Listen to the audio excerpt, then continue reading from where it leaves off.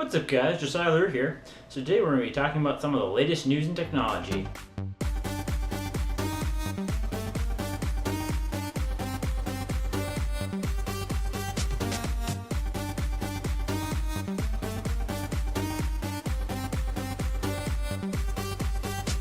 So yeah, today we're going to be talking about more Android news, more Apple news, and Gamergate. Let's go! So our first bit of news, we're going to talk about more about Android.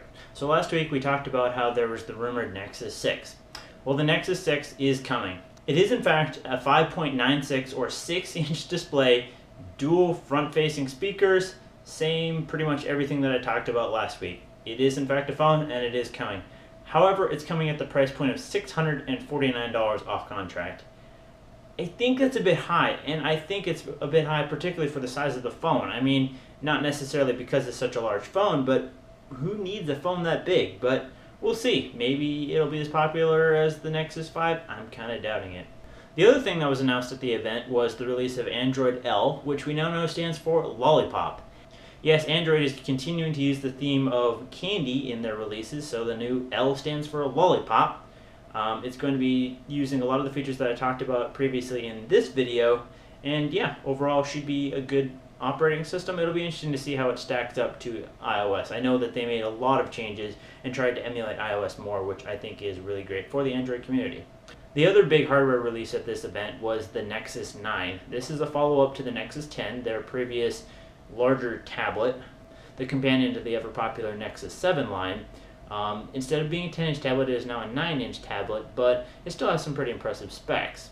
It has a 9-inch screen, it has a 6700 mAh battery life, an 8.9-inch megapixel rear-facing camera, 1.3 megapixel front-facing camera.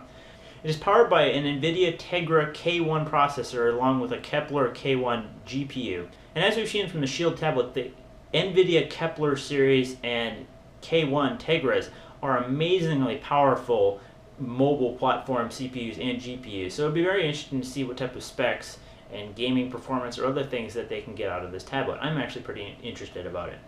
Another interesting thing is that along with the Nexus 6, it also is coming with HTC front boom sound dual front-facing speakers. So finally, another tablet with front-facing speakers. I think it's something that, while it may not be as aesthetically pleasing and probably something that Apple won't do, is the industry really needs to go forward towards front-facing speakers. It makes sense. When you're trying to hold it in front, the sound is coming at your face, not in your hand. It just makes sense. Now, Google announced that they're going to be releasing the Nexus 6 and Nexus 9 on November 3rd. So pre-order starts soon, so you can go out and get this tablet and this phone. Overall, pretty cool release. And next we're going to talk about the Apple event. On Thursday, Apple had their big release of the year where they released 2 brand new products. Although not really brand new products like the Apple iWatch, but just continuations and refreshes of their lines. The first one was the iPad Air 2. It is now 6.1 millimeters thick. That is amazingly thin. That's actually 18% thinner than the original iPad Air, which was about 7 and some odd millimeters. So they keep getting thinner and thinner, yet still managing to have the same battery life and same performance.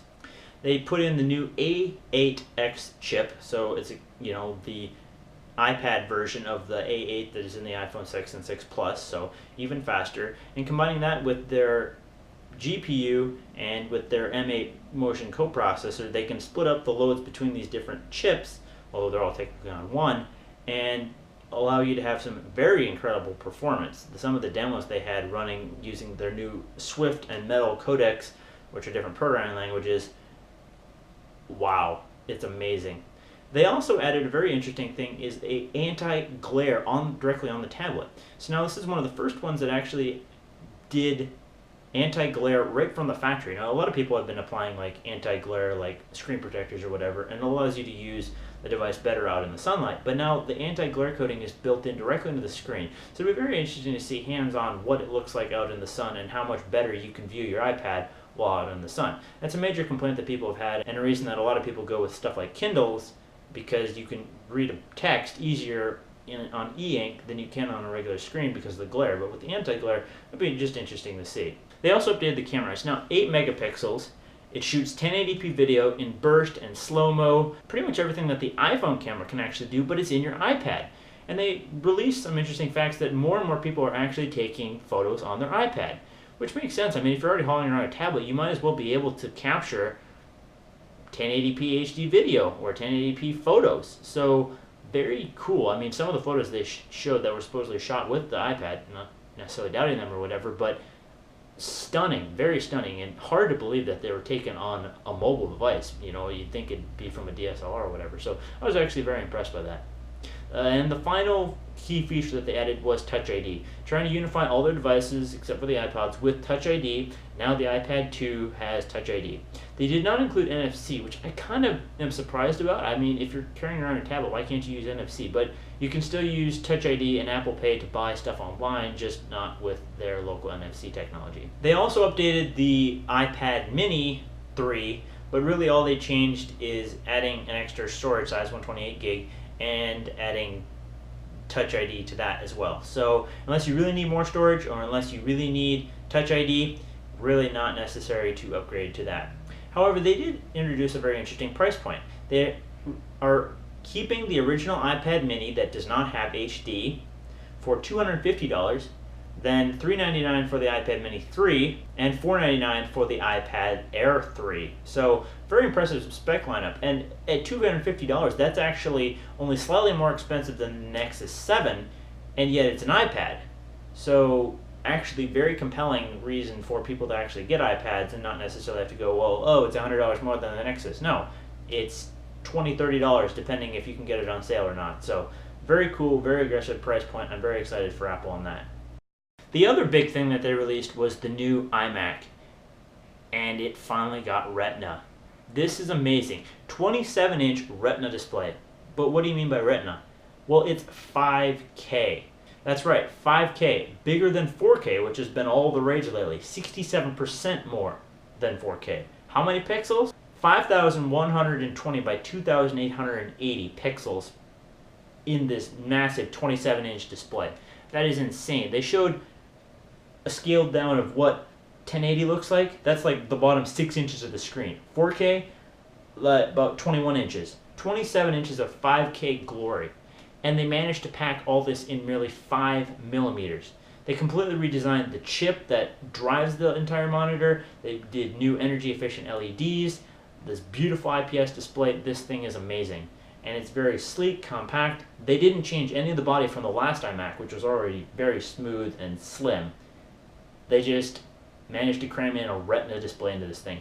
They also upgraded it to Haswell. They changed the drive to default be a 1TB Fusion drive. They upgraded the RAM, and this amazing device starts at only $24.99, which is really actually a very competitive price. I mean, for even a very high-end 4K monitor, you're pushing at least $2,000 right there. So, ability to cram in a Haswell-based processor, a built-in AMD R9 290MX GPU, dedicated graphics right there, plus that beautiful 5K display, and 2 dual Thunderbolt 2 ports, allowing you to bring content in and out very quickly and fast.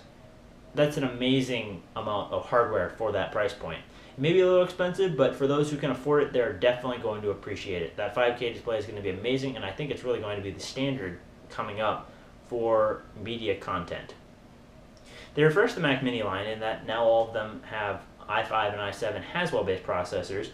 Their upper 2 models have Iris graphics, which is Intel's Pro Series graphics, and they also reduced the price point for the cheaper dual-core i5 model for only $499. So $500, you can get a Mac Mini, cheapest little desktop. I mean, literally, you could throw it in a bag and then just plug it into a TV and you have a full desktop computer right there. So it's very portable, it's very mobile. I've been using a Mac Mini for a while, and I actually really love mine.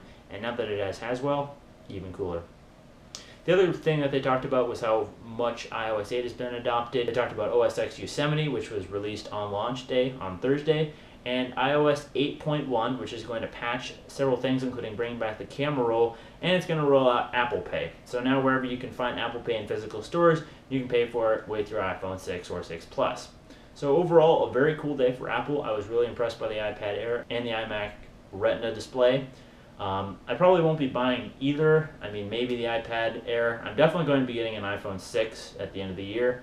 But overall, just very cool. They're driving the industry forward, and I'm very impressed by Apple right now. Now let's talk about Gamergate.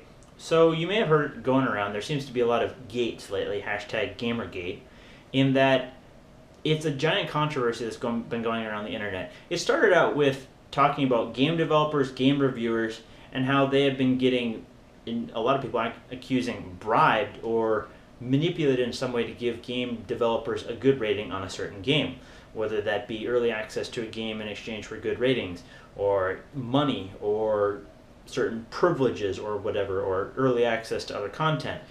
Bribing reviewers or game players to give them good reviews in order for them to help them better sell a game. But it really turned into a slam against the gamer nation in general, and then against game players, developing it into an all-out war on the internet where people started death threatening each other. Several people in the gaming community had to cancel speaking events because there was threats against their lives, and it's just blown up insanely. So I really want to talk about it just briefly and summarize it. So for the initial point of what Gamergate started out as, I do believe that there could be a case made against this. I have seen certain times where reviewers seem to give this overglowing review, but then when other people really start playing it, they're like, no, this really wasn't that great. We don't know what you're talking about. And it kind of makes you wonder, were they, bribed in such a way to say a certain thing, or were they just trying to give it a glorious review because they actually enjoyed it? It's hard to really tell, but I do know that there is corruption out there, particularly in the gaming industry, like there is in most industries across America and across the world. Corruption exists, but we, as a gaming community, and I as a fellow gamer, need to try and avoid this. I mean, we are growing rapidly. Twitch.tv is exploding by the day for the amount of people who are flocking there to watch, mainly game players. I mean, there's other streaming things, and people stream on Twitch all the time, but the main thing that Twitch is known for is game streaming. The game community and play-by-play commentary on the internet with YouTube and Twitch is just exploding. The game community is growing. People are going more towards PC, although you can still game on consoles, but more towards PC. Bottom line, we need to stay away from the corruption, people. Don't be taking bribes, don't be taking anything. If you can get early access to a game, cool. But not if it's required for you to say really good stuff about it. Because what if you play it and it's just horrible? Then you'd just be lying by saying, oh, it was really great. Be honest, be truthful, play the games, enjoy them, and let's just be an awesome gaming community. As for the death threats, really, people, I know that internet debates can get intense, and 4chan and Reddit are perfect examples of where internet stuff can just spiral out of hand. But there was a genuine case for this. Stuff like this did exist, but we do not need to death threat each other. So people, please calm down. So yeah, guys, that's some of the latest news in technology. Hope you enjoyed the show. Let me know in the comment box down below, what do you think about the new products from Apple and Nexus? Would you get the new iMac Retina with 5K display? Or how about the iPad Air 3 or the Nexus 9? Which tablet do you think is better? Let me know in the comment box down below. As always, guys, thanks for watching. You can check out last week's video over here, and you can check out what I talked about down here. Remember to hit that like and subscribe button down below, and I'll see you in the next one. Peace!